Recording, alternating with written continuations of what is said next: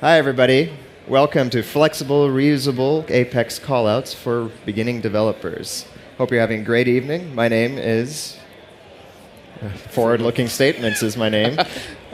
So you guys have seen this slide a million times. We might or might not say something which implies there's a feature that is or is not there, so don't hold us to it, basically. Thank you. Hi, everybody. My name is Michael Beswick. We're from CRM Science. We won the Partner Award this year.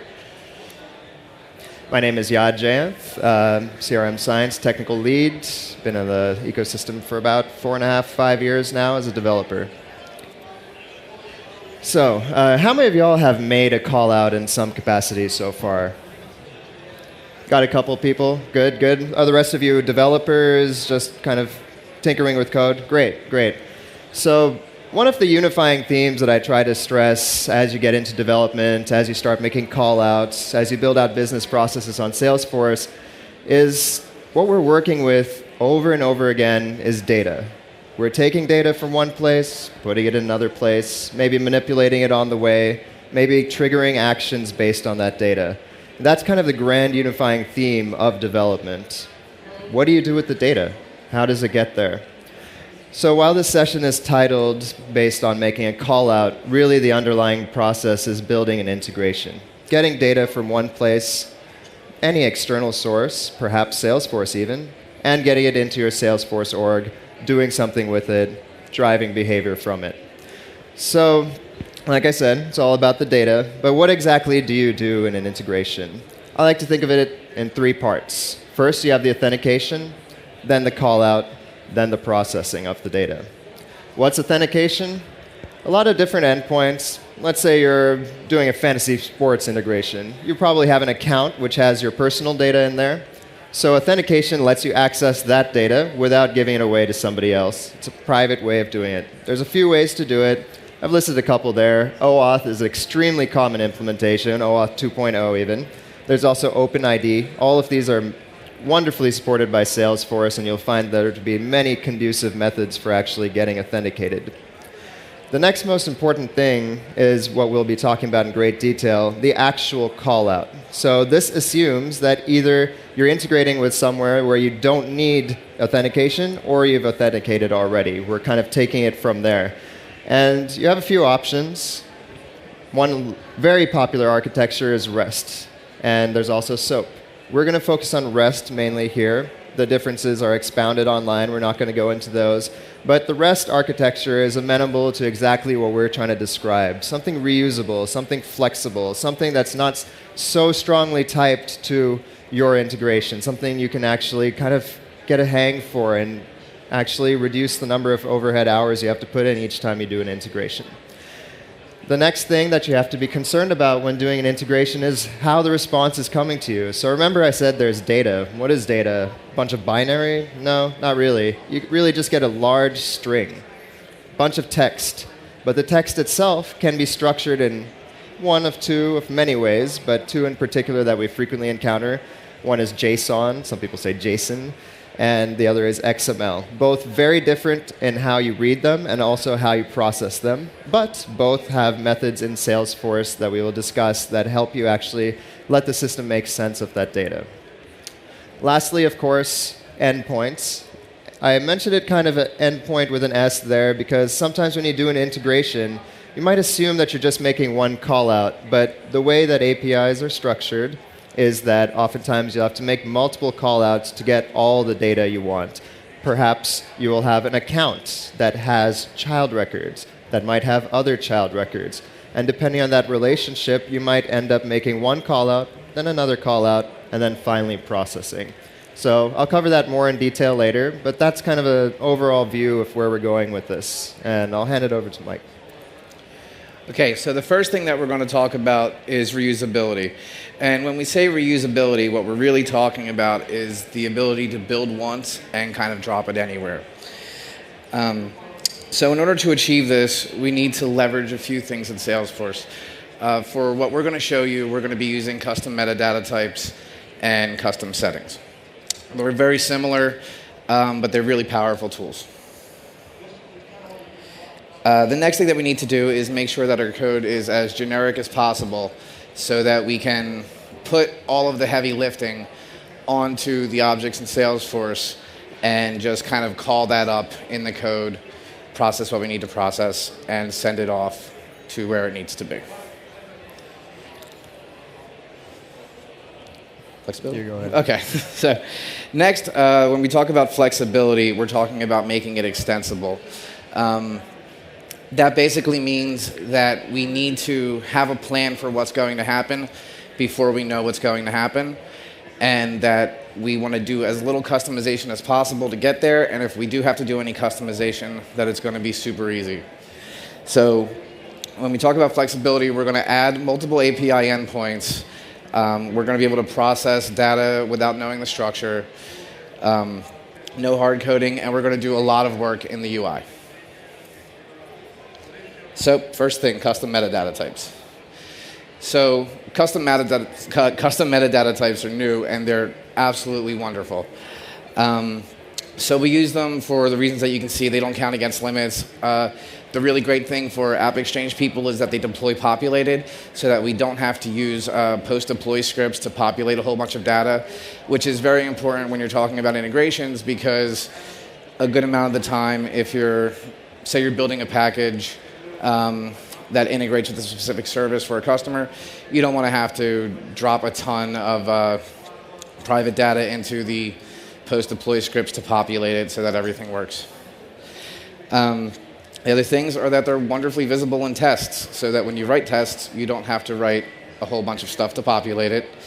And you can keep the security down to field level, just like in a normal object, so you can really control who can see exactly what, and that opens up the ability to let your customers and users actually make changes to it. Now, why we use custom settings, sorry. We use custom settings because they're also easy to access. They're powerful like metadata types, but custom settings are actually data, unlike custom metadata types, which means that you can do DML operations on them. So this is the structure of what our custom metadata types are going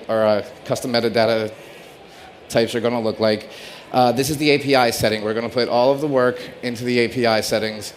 I don't know if you can see that very well, but let me move on over into here. So this is our setting. We're going to put everything unique about our API into these settings. Okay? So these are the general fields. We're going to be using a Star Wars API for this demonstration.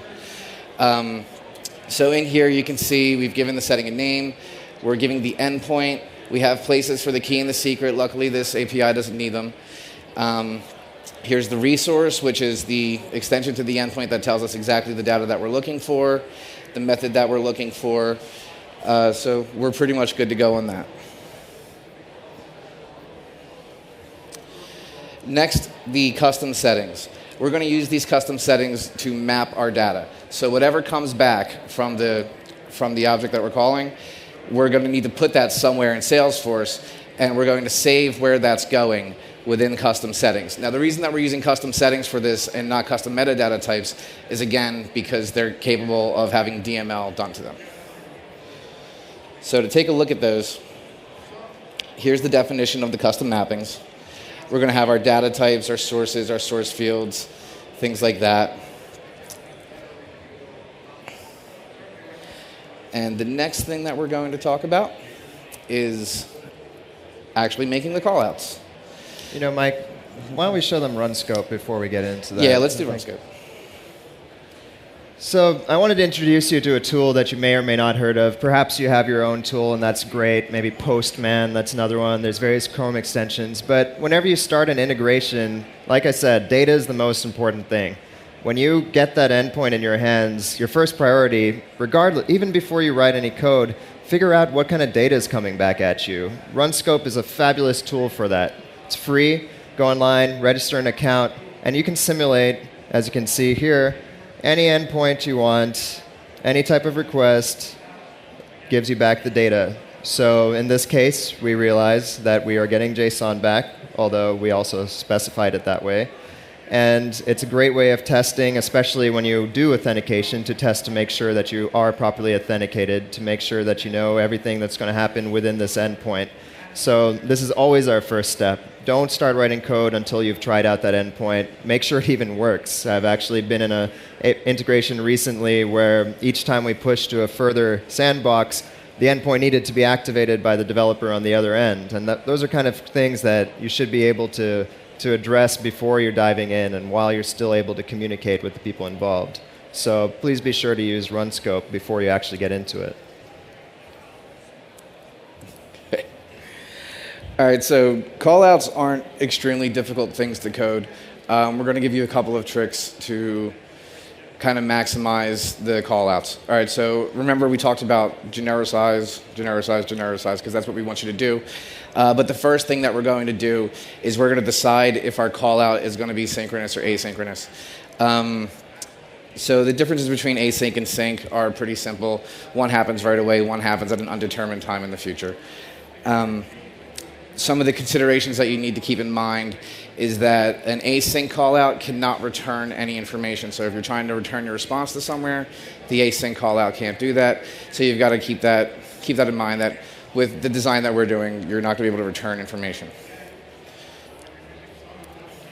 The second is getting to your custom metadata types to handle all of the information that you're trying to push. So for the API that we're using the Star Wars API. We're going to pull that. We're going to call the settings name right into the getter for the custom metadata types, and everything should be populated in there.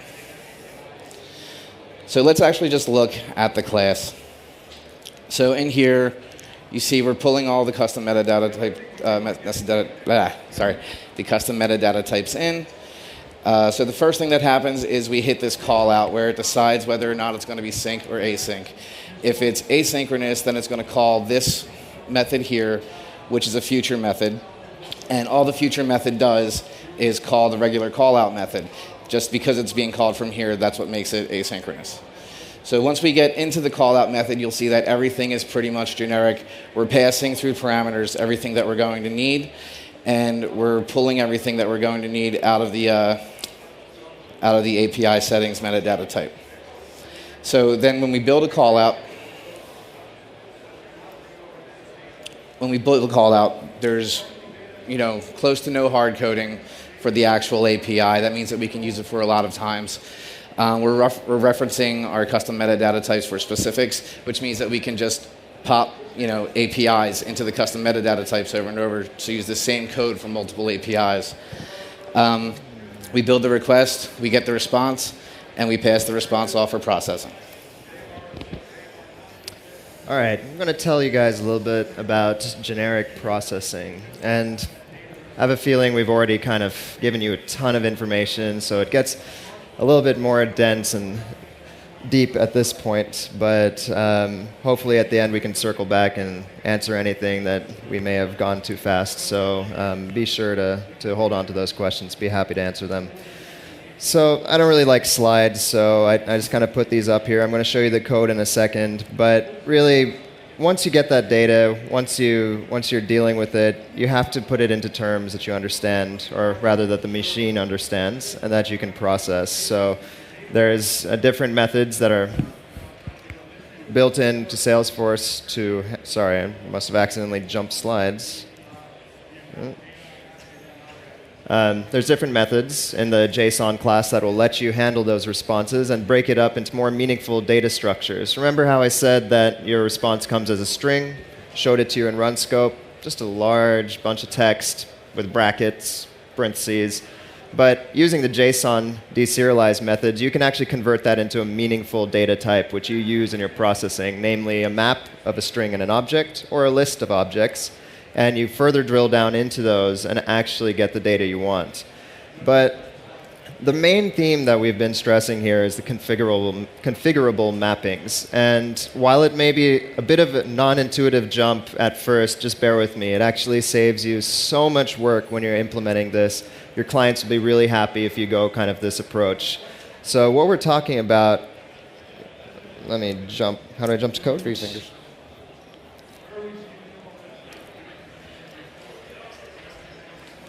So I'm just going to show it to you really quick and then go a little bit deeper in a second. So what we're talking about is once we've got the data, we've got the mappings, which Michael just talked to you about, how do you kind of merge those two worlds?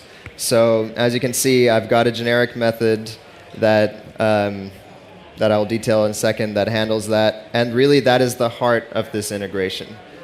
Jump back, just to confuse everybody, I'm sure. Oops.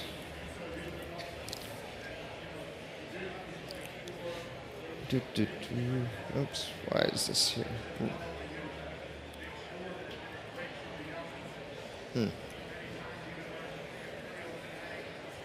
Okay. There we go. So there's actually a few things in here that I'm not going to cover that are really important. So if you did have any questions on those, feel free to ask afterwards. But error handling, logging what happens, and more particular mappings, those are all very important things that, that would make this example a little bit complicated. So let me dive in right now to the code, kind of walk you through it. All right. So assuming that you have a method that gets the mappings, it would just be a simple SOAP query from the custom settings. I'm going to populate this map. So it's a map, in this case, as you can see in the comment. Remember I mentioned that there might be multiple endpoints, like you might be getting accounts, you might be getting child contacts. Basically, I want to be able to input my maps and my mappings in such a way that I can get the mappings for account. I can get the mappings for the contact. And so I'm going to build it that way. So this map would contain that object and then the list of mappings for it. What's the list of mappings? If we didn't really say that so far, it's basically name field, various values that you want to be able to specify without using code which target field they should go to, which target object they should go to. So if you go here to line 9, we've got the response. We're going through it right now. At this point, it's been deserialized into a list of objects. This is probably one of the crucial underpinnings of many generic approaches. We're using a schema call. So rather than saying new account or a new contact, we are actually getting an arbitrary object that is written in the custom settings record and instantiating that as an S object. It's a lot of words, I know, but ask a question at the end if you'd like. Do you want to show the metadata types really quickly? Or the custom settings, rather. Just want to make sure they get it. Yeah, so right here. So I'm going to try to jump back from this slide to the code a bunch. So when I'm looping through those mappings, these are the records that I'm looking at. These are the fields I'm looking at. So if you go to manage. So for instance, this would be a particular field and on a particular object that I want to be populated. The equivalent of this in the code, which would be bad practice, would be me saying object dot custom field _C should equal this. Instead, I'm able to create records which drives entirely which field should be populated on which object. You can see the target field in this case, oh my god, sorry, is description. And it also specifies the target object. These two target objects and fields are the Salesforce target objects and fields. If we used custom, you would see the _C for that. Meanwhile, where we say source here, we're talking about the API. When you get a response back, oftentimes there's an object there. In this case, it's something arbitrary, OMDB API. You got a data type from there, and you've got a source field. These all refers to the response. This record is that joining of two worlds. It's basically telling you how do I map one thing to another. Code? You're killing me. Where do I go to the code? Where you go? My same code. Yeah. Thank you. So looping through what I just showed you right now, I'm going to get the source object. So in this case, it would be whatever the API's name is for contacts, accounts, etc. Get just the mappings for that field. I've already created an S-object record. From there, I'm looking at the data type. Now, in this particular case, if you noticed in my custom settings mappings,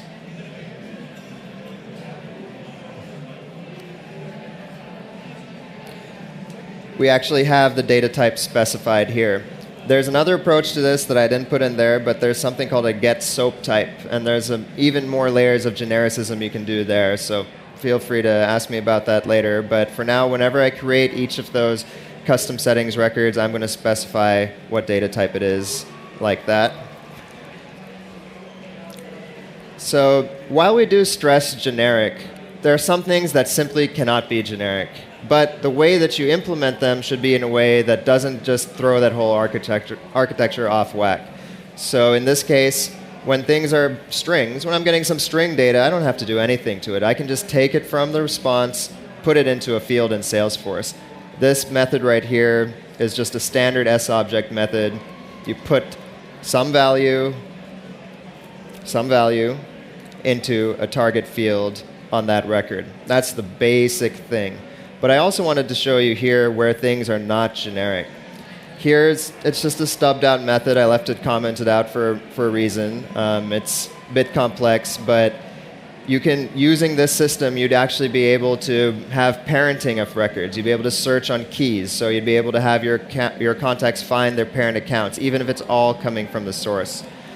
Pick list. So this is a good example of a non-generic implementation. So oftentimes you have data that means something entirely different in one system than it does in your system. In this case, I picked an arbitrary example of shipping method.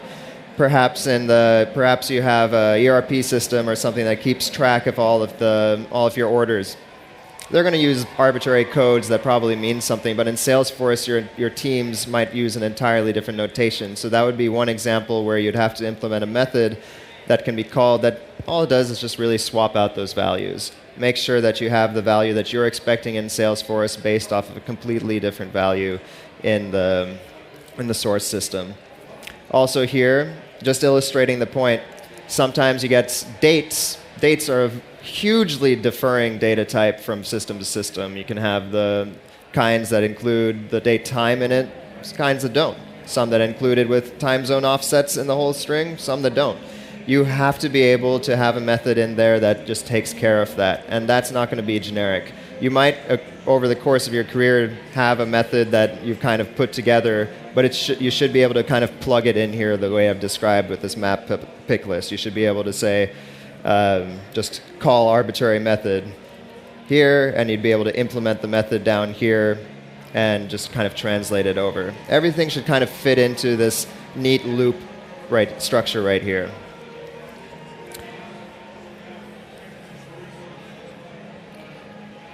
Oops. The last thing I wanted to mention here, so integration logs are really valuable. I put in the extras because it's something that, one thing that you always encounter. If you want to make a call out, don't try to do DML first. You're not going to be able to. You get the classic error, you have uncommitted work pending. So a bit of an extra as an architectural tip.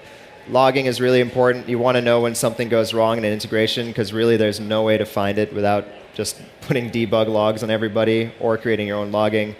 Make sure you just have a simple try-catch around things that insert records after all the callouts are completed.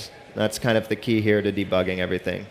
Advanced mapping, my only point there was kind of the lookup mappings. There's so many advanced things you can do. There's really no limits you can do, but just showing you a few right now. Next is testing for coverage. So last thing is just having test classes. I'll kind of go through this really quickly. So some of this may be entirely foreign to you because it's implementing an interface.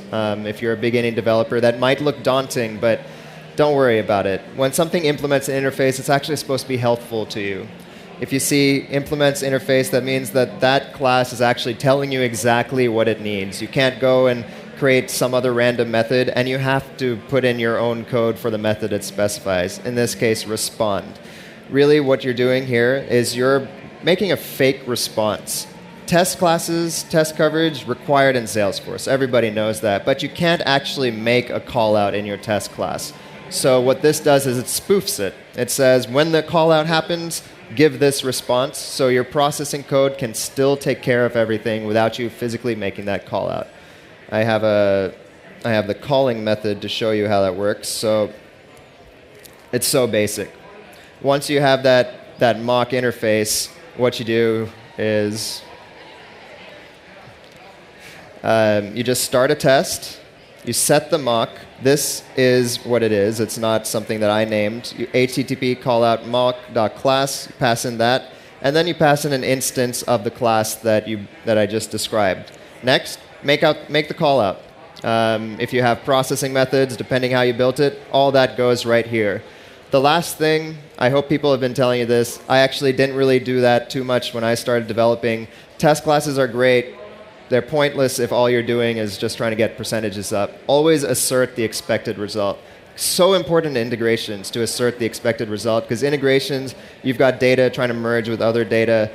Just for that mock class, for that response you built, say this should equal that, system.assert equals, and you'd be able to guarantee that regardless of what you're doing, the integration isn't going to break for a user. It's going to break in the test class. And with that, I think we covered just about everything. It's been a fast ride, so I expect you guys will have some questions, and we will be posting the slides later. Try to put some of the code together for you guys to experiment with later, but if you want any guidance, any questions now, we'd be happy to answer them. If you want a Rubik's Cube also, we have some of those too. So stickers too. Please, by all means, ask questions. Okay, so he asked, actually I think the callouts per session limit might have been changed. I think it got upped actually. I think you have maybe 50 now. You have quite a more room on it. But really, if you're thinking about it, you shouldn't be making too many of those. Really, there shouldn't be 10, 20, 30 callouts. However, there's one whole architectural style that I didn't talk about here, and that's batch processing. So batch processing lets you do arbitrarily many sets of processing chunks. So in this case, if you did have to make a callout, maybe one callout for each contact on an account. For some bizarre reason, maybe there's a second API, you should kick off a batch process. Each batch process is going to have its own execution of that callout, own processing, comes back, next batch process runs, it makes a callout. So within each of those batches, you have your own limits.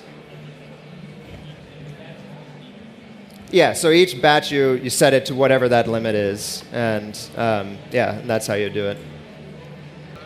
So he asked about named credentials. So there's actually multiple ways of authentication, and I know I didn't really cover authentication at all. So there's actually something called auth providers. There's a whole slew of ways of storing your information. So we talked about the mappings, specifically custom settings, and that is our recommended approach.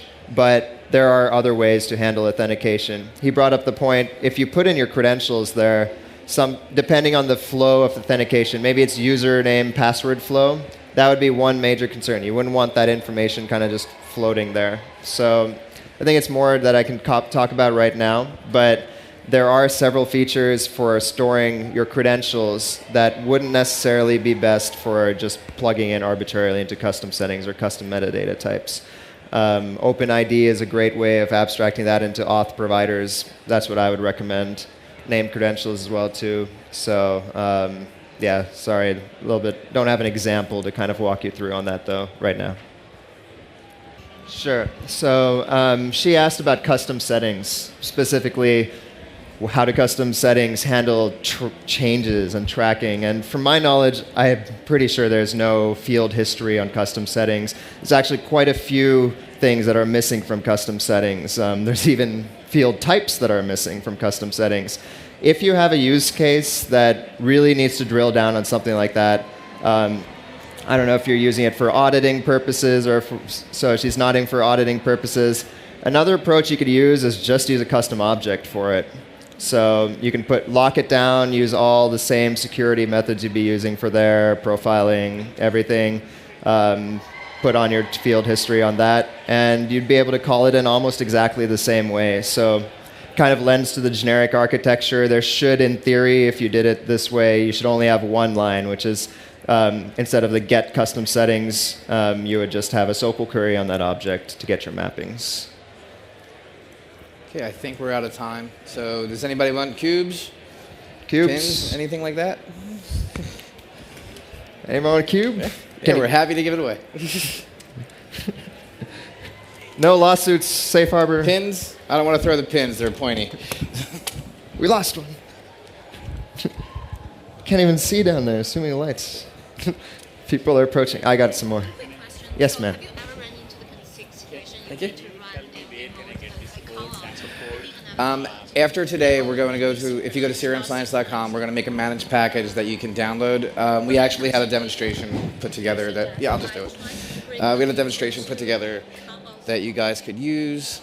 Here we go. So basically, with the code that we use, we put this little thing together where you could just choose the API that you want. There'd be multiples there if you had put more in. Choose the object that you want. There's obviously multiples there. We're going to choose the object that we had for this. We would just drop the code in there, examine it. We'll get a list of the different types of things. So here's the source field from the API, the target field that we're going to do on the object. This is, you can see when you saw the custom settings, this is what it looked like inside of there. So once we map a whole bunch of those, come down here, we'll make this call out, wait for it to reload. Come over here and we go from nothing to, maybe I got logged out, nope, to all the movies, right? And you can come in here, we'll look at the most recent, and this is the information that we're pulling in. You can take a look at, that all comes from that giant block of data that's over here that you would get from Runscope, so you know what it looks like beforehand, okay? So we're going to put we'll put the code into a managed package. If you go to crmscience.com, probably tomorrow, crmscience.com. You have a cube or a pin? Okay, yeah, you'll be able to find it. We'll have kind of a wrap-up of the session, a thing, and you'll be able to download it. Yeah, no, definitely. We'll put a managed package up there so that you guys can pull it down. You're going to need to customize it. It's not going to have any of this stuff in here, but it will have the basics that we covered in the beginning. No, this will work back to like 15. Oh, for metadata types, yeah, you're going to need 17. You can use custom settings for it. If your org doesn't have the metadata types, you can use custom settings for it. I just recommend it because a week, 1 week, yeah, that's good. Thanks.